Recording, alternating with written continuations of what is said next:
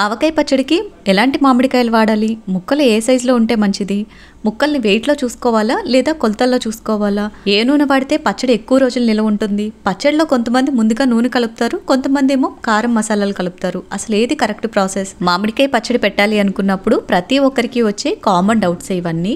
వీటన్నిటిని కూడా క్లారిఫై చేస్తూ చాలా క్లియర్గా పాతకాలం పద్ధతిలో సింపుల్గా మామిడికాయ పచ్చడి ఎలా పెట్టుకోవచ్చో చూపిస్తున్నాను. నేను చెప్పినట్టుగా మామిడికాయ పచ్చడి ఒక్కసారి ట్రై చేయండి, మీకు 100% పచ్చడి పర్ఫెక్ట్గా కుదురుతుంది. మరి లేట్ చేయకుండా ఎలా తయారు చేసుకోవచ్చో చూసేద్దాం. పచ్చడి కోసం ముందుగా ఒక 10 మామిడికాయలు తీసుకోవాలి. నేను వచ్చేసి మా చెట్టు కాయలే తీసుకున్నానండి. ఇవి రసాల్లో కూడా 2 రకాలు ఉంటాయి, చిన్న రసాలు పెద్ద రసాలు అని. అండ్ ఇవి రెండే కాకుండా కొత్తపల్లి కొబ్బరికాయలను ఉంటాయి, వాటిని కూడా పచ్చడికి యూజ్ చేస్తారు. ఈ మూడిట్లో ఏది పెట్టినా కానీ పచ్చడి చాలా బాగుంటుంది. అండ్ ఇవే కాకుండా కలెక్టర్ కాయని జలాలని కూడా పెడుతూ ఉంటారు. వాటన్నిటికన్నా కూడా రసాలతో అయితేనే పచ్చడి ఎక్కువ రుచిగా ఉంటుందని నా అభిప్రాయం. కాయల్ని ఈ విధంగా శుభ్రంగా కడిగేసి తేమ లేకుండా నీట్గా తుడిచేసి ఫ్యాన్ గాలికి కనీసం ఒక 5-10 నిమిషాల పాటు ఆరబెట్టాలి. కాయల మీద ఎక్కడ కూడా తేమ అన్నది లేకుండా నీట్గా ఆరిపోవాలి. అండ్ పచ్చడి కోసం వాడే గిన్నెలు కానీ జాడి కానీ ఏదైనా సరే ముందుగానే కడిగి తుడిచి ఎండలో పెట్టుకోవాలండి. ఇది మాత్రం కంపల్సరీ, అప్పుడే పచ్చడి ఎక్కువ కాలం నిలువ ఉంటుంది. తర్వాత పచ్చడికి ఏ నూనె వాడాలి? నేనైతే పచ్చడి ఎప్పుడు పెట్టినా పల్లి నూనెతోనే పెడతానండి. పల్లి నూనె ఫ్లేవర్ అనేది మామిడికాయ పచ్చడిలో చాలా బాగుంటుంది. అండ్ ముక్కలు కూడా మెత్తపడవు, చాలా మటుకు ముక్క కూడా గట్టిగా ఉంటుంది ఈ నూనెతోటి. ఇది ఒకటే కాకుండా నువ్వు పప్పు నూనెతోటి కూడా పచ్చడి పెట్టుకోవచ్చు. బట్ నన్ను అడిగితే పల్లి నూనెతోటే మామిడికాయ పచ్చడి టేస్ట్ బాగుంటుంది. అండ్ ఈ పల్లి నూనె కూడా డైరెక్ట్గా పచ్చిది వేసేయకుండా ఇలా జస్ట్ కొంచెం ఒక 5 నిమిషాల పాటు లో ఫ్లేమ్లో గోరువెచ్చగా చేసి అండ్ ఇది కంప్లీట్గా చల్లారిపోయిన తర్వాత పచ్చడి ప్రిపేర్ చేసుకుంటే పచ్చడి ఎక్కువ కాలం నిల్వ ఉంటుంది.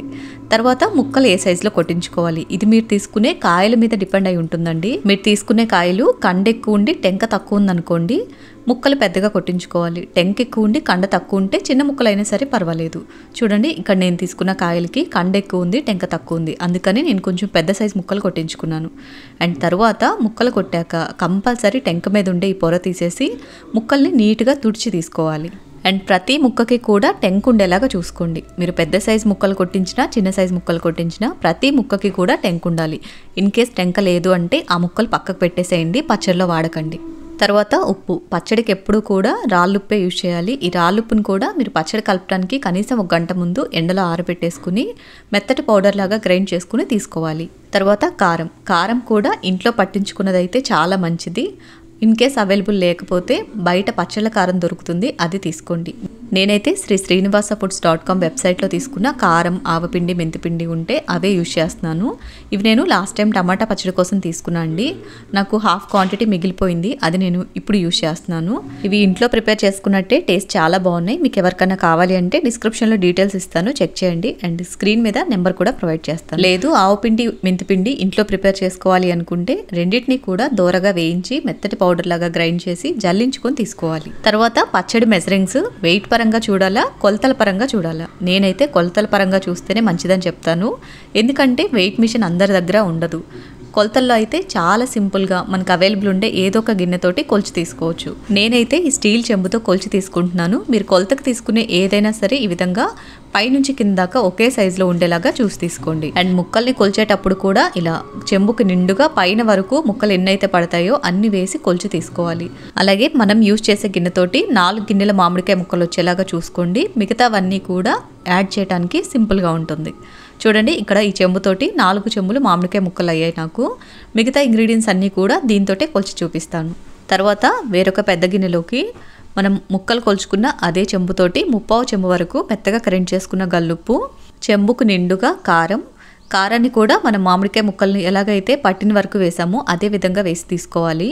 తర్వాత ఒక 1/4 చెంబు ఆవపిండి వేసుకోండి. గ్రేవీ కొంచెం ఎక్కువ కావాలి అనుకునే వాళ్ళు ఆవపిండిని ఇంకో 2 టేబుల్ స్పూన్స్ వరకు పెంచి కూడా యాడ్ చేసుకోవచ్చు. నెక్స్ట్ మెంతిపిండి కొంచెమే వేసుకోవాలండి, ఒక 2 టేబుల్ స్పూన్స్ అయితే సరిపోతుంది. అదే చెంబుతో కనుక కొలిచి తీసుకుంటున్నట్లయితే పావంతులో సగం ఉంటుంది, అంటే అర్ధ పావంతు అనమాట. తర్వాత పొట్టు తీసేసిన వెల్లుల్లి రెబ్బలు, వీటిని కూడా ఎండలో పెట్టి తీసుకోండి. ఇవి కూడా ఒక 1/4 చెంబు వరకు యాడ్ చేసేసి మొత్తం అంతా కూడా ఈవెన్గా మిక్స్ చేసుకోవాలి.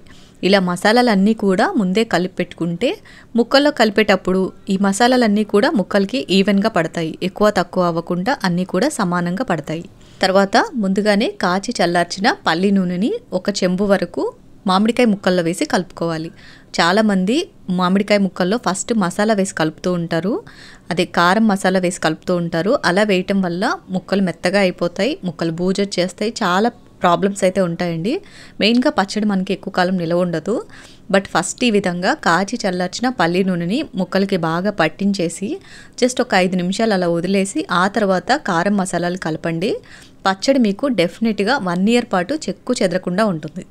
మామిడికాయ పచ్చడి ఎప్పుడు కలిపినా ఈ ఒక్క స్టెప్ మాత్రం కంపల్సరీ గుర్తుపెట్టుకొని చేయండి. ఫస్ట్ ఆయిల్ మాత్రమే ముక్కలకి పట్టించాలి. ఆ తర్వాత మనం ముందుగా కలిపి పెట్టుకున్న కారం మసాలా మిక్స్ ఉంది కదా, అదంతా కూడా వేసేసి ముక్కలకి బాగా పట్టేట్టు ఈ విధంగా కలిపేసుకోవాలి. అండ్ ఇంకొక విషయం ఏంటి అంటే పచ్చడి ఎక్కువ కాలం నిలవ ఉండాలి అంటే కలిపిన తర్వాత మరుసటి రోజుకి పచ్చడి ఊరుతుంది కదా, ఊరిన తర్వాత పచ్చడి మీద కనీసం ఒక అరంగుళం మందాన ఆయిల్ పైకి తేలేలాగా ఉండాలి. అంటే అంత ఎక్కువ ఆయిల్ పోస్తేనే మీకు పచ్చడి ఎక్కువ కాలం నిలవ ఉంటుంది. అలా కాకుండా ముక్కలు పైన కనిపిస్తూ ఉన్నాయి అనుకోండి, పచ్చడికి వెంటనే బూజొచ్చేస్తుంది. మీరు పచ్చడిని ఎంత నీట్గా ఎంత జాగ్రత్తగా కలిపినా జాడీలో వేశాక ముక్కలు పైన కనిపిస్తున్నాయి అంటే డెఫినెట్గా పచ్చడికి బూజొచ్చేస్తుంది. ఇది ఒక్కటి మాత్రం గుర్తుపెట్టుకోండి. నేను ఫస్ట్ ఒక చెంబు నూనె వరకు కలిపాను కదా, మళ్ళీ ఇప్పుడు ఇంకొక అర చెంబు నూనె వరకు కలుపుతున్నాను. మొత్తంగా 1.5 చెంబు నూనె అయితే ఈ పచ్చడి క్వాంటిటీకి కరెక్ట్గా సరిపోతుంది. చూడండి, కలిపేటప్పుడే మనకి నూనె ఈ విధంగా ఉండాలి. పచ్చడి కన్సిస్టెన్సీ అనేది ఇలా కొంచెం జారుగా ఉంటేనే పచ్చడి ఒక రోజు ఊరిన తర్వాత నూనె మొత్తం ఒక అరంగుళం మందాన పైకి తేలుతుంది. ఇలా మొత్తం అంతా కూడా ముక్కలకి బాగా పట్టించేసి జాడీలో కానీ లేదా ప్లాస్టిక్ డబ్బాలో కానీ గాజు సీసాలో కానీ ఈ మూడిట్లో దేంట్లో ఒక దాంట్లోకి స్టోర్ చేసుకోండి. పచ్చడి నిల్వ చేసుకోవడానికి ఎప్పుడూ కూడా స్టీల్ గిన్నెలు కానీ సిల్వర్ గిన్నెలు కానీ అస్సలు యూజ్ చేయకూడదండి. పచ్చడిలో ఉప్పు ఉంటుంది కదా, రంధ్రాలు పడిపోతాయి. వీలైతే జాడీలోకి తీసుకోండి. మీకు జాడీ అవైలబుల్ లేకపోతే గాజు సీసా కానీ, అది కూడా లేదు అనుకుంటే ప్లాస్టిక్ కంటైనర్లోకైనా తీసుకోండి. నేను ఇక్కడ ప్లాస్టిక్ డబ్బాలోకి తీసుకొని చూపిస్తున్నాను. నా దగ్గర జాడీలు ఉన్నాయి కానీ ఆల్రెడీ వాటిలో వేరే పచ్చళ్ళు పెట్టాను. సో అందుకని ఈ పచ్చడిని ఇలా ప్లాస్టిక్ డబ్బాలో స్టోర్ చేసి చూపిస్తున్నాను. ఇలా పచ్చడి మొత్తం కూడా డబ్బాలోకి తీసుకున్న తర్వాత మూత పెట్టేసి ఒక రోజంతా పక్కన పెట్టేసేయండి. కదిలించకుండా ఒక రోజు మొత్తం పక్కన పెట్టేసి మరుసటి రోజు పొద్దున్నే మూత తీసి పచ్చడిని మొత్తం తిరగ కలుపుకోండి. ఇక్కడ నేను తీసుకున్న డబ్బా సైజ్ పెద్దగా ఉంది కాబట్టి పచ్చడిని నేను మళ్ళీ బయటకు తీయకుండా ఇందులోనే కలిపేస్తున్నాను. మీరు జాడీలో కనుక స్టోర్ చేస్తున్నట్లయితే పచ్చడి మొత్తం బయటకు తీసి మళ్ళీ ఒకసారి చక్కగా మిక్స్ చేసి ఆ తర్వాత జాడీకి తీసుకోండి. అండ్ మీకు ఉప్పు ఏమైనా తక్కువ అయినట్టు అనిపిస్తే ఈ స్టేజ్లో యాడ్ చేసుకోవచ్చు కూడా. నాకైతే అన్నీ కూడా కరెక్ట్గా సరిపోయాయి. నేను మళ్ళీ ఏం యాడ్ చేయట్లేదు. ఈ పచ్చడి కనీసం ఒక 3 రోజుల పాటు ఊరిన తర్వాత తింటే టేస్ట్ చాలా బాగుంటుందండి. మరుసటి రోజు నుంచే తీసుకొని తినేస్తూ ఉంటారు.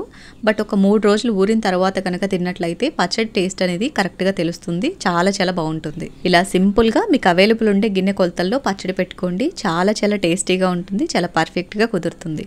మీరు కూడా తప్పకుండా ఈ ప్రాసెస్లో ఒకసారి ట్రై చేయండి. ఈ వీడియో నచ్చితే లైక్ చేయండి. ఇలాంటి మరిన్ని ఇంట్రెస్టింగ్ వీడియోస్ని మిస్ అవ్వకుండా చూడాలి అనుకుంటే మినీ టీవీ రేణుస్ కిచెన్ ఛానల్ని సబ్స్క్రైబ్ చేసుకోండి. Thank you for watching. మరో మంచి వీడియోతోటి మళ్ళీ కలుద్దాం.